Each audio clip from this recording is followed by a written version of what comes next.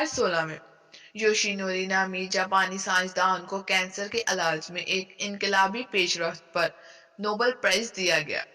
दिलचस्प बात तो ये है कि इस साइंसदान ने कैंसर के इलाज के लिए कोई नई दवा इजाद नहीं की, बल्कि एक ऐसी दरियाफ्त की जिससे कैंसर को रोका जा सकता है, और अगर मर्ज लाहक हो तो इसकी बढ़ोतरी हुई में बहुत हद तक कमी लाई जा सकती है।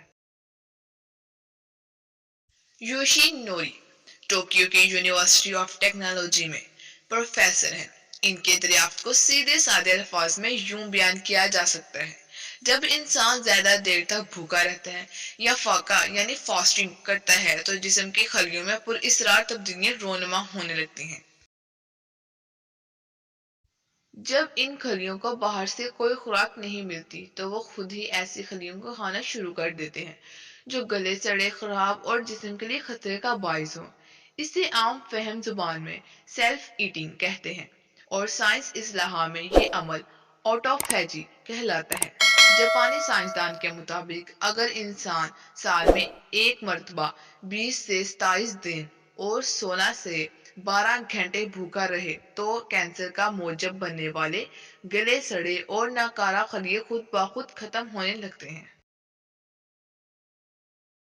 पूरी दुनिया में फास्टिंग के बारे में होने वाली रिसर्च ने इस्लाम में 1400 साल कबल मुसलमानों पर रोजे फर्ज करके इनकी हकानियत और सदाकत पर मोहरे तस्दीक साबित कर दी है। रोजे दुनिया भर में फास्टिंग के मुकाबले में शिफायाबी का एक ऐसा खूबसूरत और मौसर वसीला है जिनका कोई मुतबादिल नहीं। मरूफ मजहबी स्कॉलर डॉक्टर जाकिर नाइक के मुताबिक इस्लाम ने कायनात, कुर्रे अर्ज, समुद्रों, पहाड़ों, इंसानी जिस्म और जिंदगी के दूसरे गोशों के बारे में जो कुछ कहा था, आज साइंस की रोशनी में सही साबित होता चला आ रहा है।